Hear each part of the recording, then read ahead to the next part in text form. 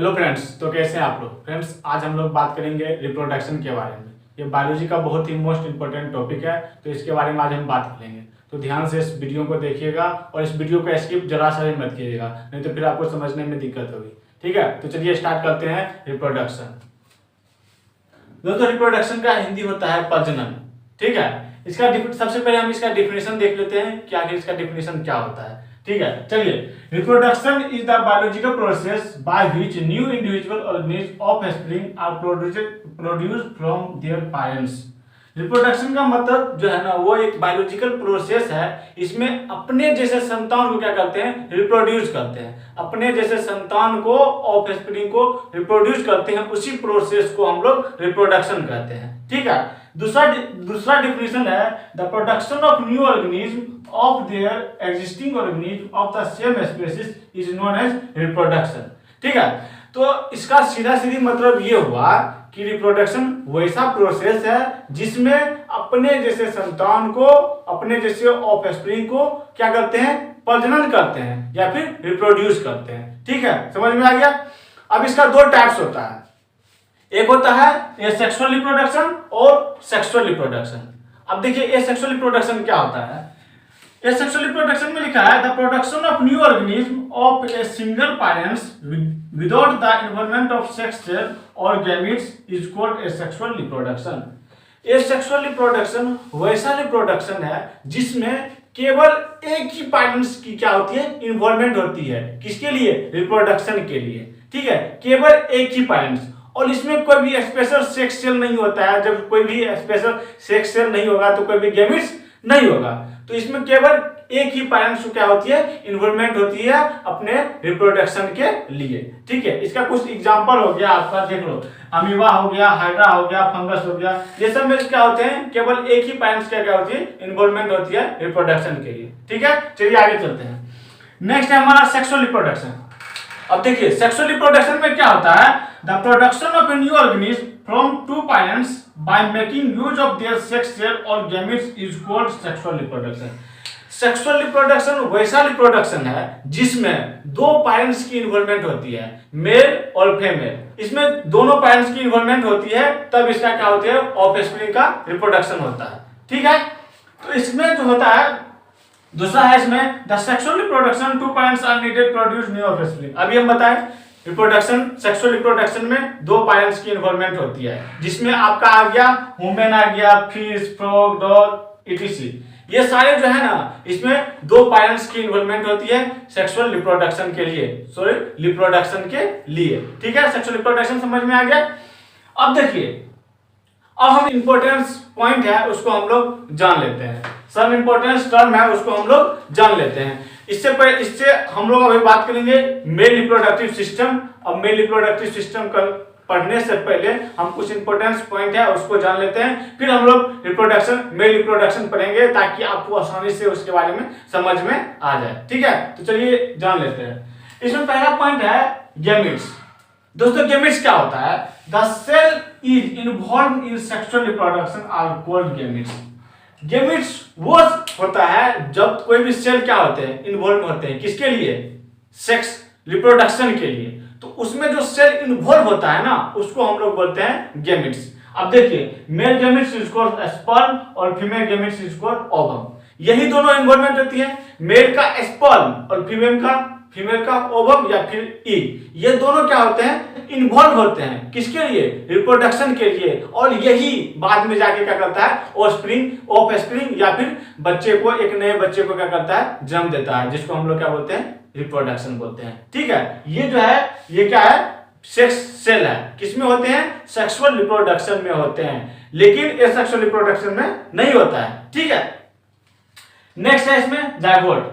अब देखिए जायगोट क्या है, the cell which is formed by the fusion of male gametes and a female gametes is called zygote। Zygote वो cell है जिसमें मेल गैमीट्स और फीमेल गैमीट्स दोनों क्या किए, आपस में फ्यूज हुए। अब जब दोनों आपस में फ्यूज हो गए, तब जो उस प्रोसेस को हम लोग क्या बोलते हैं, जायगोट बोलते हैं। जब मेल गैमीट्स और फीमेल गैमीट्स आपस में क्या होते हैं, फ्यूज होते हैं, उस प्रोसेस को हम लोग बोलते हैं जायगोट। ठीक है, समझ में आ गया। नेक्स्ट है फर्टिलाइजेशन। देखिए फर्टिलाइजेशन क्या होता है, The fusion of male gametes with a female gametes to form zygote during the sexual reproduction is called fertilization. जब मेल गेमिट्स और फीमेल गेमिट्स आपस में फ्यूज हुआ, उस प्रोसेस को, अब जब फ्यूज होगा तो क्या बनेगा, जब फ्यूज होगा तो क्या बनेगा, जायगोट। और उस जो प्रोसेस होता है ना, उस प्रोसेस को हम लोग बोलते हैं फर्टिलाइजेशन। जैसे फ्यूज हुआ तो फर्टिलाइजेशन हो गया, ठीक है। अब इसका दो टाइप्स होता है, एक होता है इंटरनल फर्टिलाइजेशन और एक होता है एक्सटर्नल फर्टिलाइजेशन। अब देखिए इंटरनल फर्टिलाइजेशन क्या होता है, वो फर्टिलाइजेशन जो बॉडी के अंदर हो, वो फर्टिलाइजेशन जो बॉडी के अंदर हो। जैसे क्या होता है, मेल का स्पर्म और फीमेल का ओवम कहाँ फर्टिलाइज होता है, हम ओमेन्स के बॉडी के अंदर, वेगिना के अंदर, ठीक है। तो इसको हम लोग बोलते हैं इंटरनल फर्टिलाइजेशन। और एक्सटर्नल फर्टिलाइजेशन वो फर्टिलाइजेशन होता है जिसमें क्या होती है, जो फर्टिलाइजेशन होता है वो बॉडी के बाहर होता है। जैसे आपका फ्रॉग हो गया, फिश हो गया, इसमें जो फर्टिलाइजेशन होता है ना, इसमें बॉडी के बाहर होता है। मेल का और जो फीमेल का होता है वो क्या होते हैं, वाटर में छोड़ देते हैं अपने ओवम और स्पर्म, और वो क्या करते हैं आपस में फ्यूज होके, उसको जो फ्यूज होके जो बनता है उसको क्या बोलते हैं हम लोग, फर्टिलाइजेशन बोलते हैं। तो जो एक्सटर्नल फर्टिलाइजेशन हो गया वो किस में होता है, फ्रॉग और फिश में होता है, ठीक है। इतना समझ में आ गया, आगे चलते हैं। हमारा पुबर्टी, देखिए पुबर्टी एज क्या होता है, ठीक है। तो देखिए पुबर्टी एज ऐसा एज होता है जिसमें गर्ल्स को और बॉयज को क्या होती है, उसको पता चल जाता है, बॉयज को गर्ल्स के प्रति अट्रैक्टिव हो जाता है और गर्ल्स बॉयज के प्रति अट्रैक्टिव हो जाता है। इस एज को हम लोग क्या बोलते हैं, पुबर्टी बोलते हैं, ठीक है। देखिए क्या है, puberty is the time of life when a boy और गर्ल्स बिकम सेक्सुअल मैच्योर। जिसमें ये ऐसा एज होता है जिसमें गर्ल्स और बॉयज क्या होते हैं, सेक्सुअली मैच्योर हो जाते हैं। वो दोनों एक दूसरे के प्रति क्या होते हैं, अट्रैक्टिव हो जाता है, सेक्सुअल क्या होते हैं, सेक्सुअली मैच्योर हो जाते हैं, ठीक है। और ये कब होता है, तो गर्ल्स 10 to 14 ईयर की एज में और बॉयज 12 to 16 ईयर की एज में क्या होती है, इसके अंदर जो क्या होती है, ये मैच्योर हो जाती है सेक्सुअल एक्टिविटी के लिए, ठीक है। इसको पता चल जाता है कि बॉयज गर्ल्स के प्रति अट्रैक्टिव हो जाता है और गर्ल्स बॉयज के प्रति अट्रैक्टिव हो जाता है इन एज के बीच में, ठीक है। अब देखिए इसमें क्या होता है, the testis produce to male sex hormone called testosterone.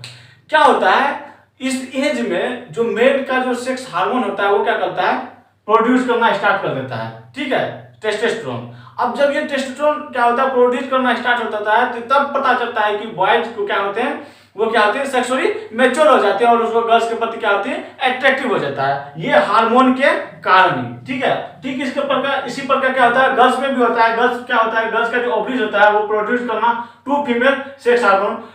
Girls का जो ओवरीज होता है वो भी क्या करता है, सेक्स हार्मोन प्रोड्यूस करना स्टार्ट कर देता है, एस्ट्रोजन और प्रोजेस्टेरोन। ये भी क्या होते हैं, गर्ल्स में स्टार्ट हो जाता है, जिससे प्रति क्या होता है, गर्ल्स में भी क्या होते हैं, सेक्सुअली मैच्योर हो जाते हैं और सेक्स के प्रति क्या होता है, अट्रैक्टिव हो जाता है, ठीक है। वो किसके कारण होता है, तो ये हार्मोन के कारण होता है। ये हार्मोन जब सेक्रेट होता है, जब प्रोड्यूस होता है, तब उसको क्या होती है, वो सेक्सुअली अट्रैक्टिव होती है, ठीक है। गर्ल्स और बॉयज दोनों में क्या होते हैं, कॉमन है। बॉयज में होते हैं टेस्टोस्टेरोन और गर्ल्स में क्या होते हैं, एस्ट्रोजन और प्रोजेस्टेरोन, ठीक है। समझ में आ गया। ये जो है ना दोस्तों, टेस्टोस्टेरोन और एस्ट्रोजन और प्रोजेस्टेरोन, ये क्या है, मेल और फीमेल का क्या है, प्राइमरी सेक्सुअल कैरेक्टर है। क्या है ये, प्राइमरी सेक्सुअल कैरेक्टर, ठीक है। और हम जानते हैं इसका सेकेंडरी सेक्सुअल कैरेक्टर क्या है। ये तो था हमारा प्राइमरी की, हाँ मान लो कि बॉयज में क्या होते हैं, सेक्स हार्मोन प्रोड्यूस होना स्टार्ट हो जाता है, ठीक उसी प्रकार गर्ल्स में क्या होती है, सेक्स हार्मोन प्रोड्यूस करना स्टार्ट हो जाता है, ठीक है। अब इसका हम सेकेंडरी सेक्सुअल कैरेक्टर जानते हैं। आखिर सेकेंडरी सेक्सुअल कैरेक्टर क्या होता है, देखिए इसमें क्या है, बॉयज का जो एज होता है इसमें क्या होती है, मोस्टेज मतलब मोच आना स्टार्ट हो जाता है, ब्रीड मतलब दाढ़ी आना स्टार्ट होता है, वॉइस में चेंज हो जाती है, वॉइस में क्या होती है, चेंज हो जाती है। गर्ल्स और बॉयज के प्रति दोनों क्या होते हैं, डिफरेंस हो जाते हैं, ठीक है। हेयर ग्रो करना स्टार्ट हो जाता है, बॉयज का पेनिस और टेस्टिस का साइज क्या होती है, थोड़ा लार्ज हो जाती है।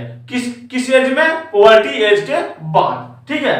Testis start to make sperm, male का जो टेस्टिस होता है वो क्या करना स्टार्ट कर देता है, स्पर्म प्रोड्यूस करना स्टार्ट कर देता है, ठीक है। नेक्स्ट है फीलिंग एंड सेक्सुअल ड्राइव, मतलब जब सेक्स हार्मोन प्रोड्यूस होता है तो ऑटोमेटिक सी बात है, क्या होगा, सेक्सुअली क्या होगा, वो एक्टिव हो जाता है, ठीक है। वो गर्ल्स के प्रति क्या होती है, अट्रैक्टिव हो जाता है, ठीक है।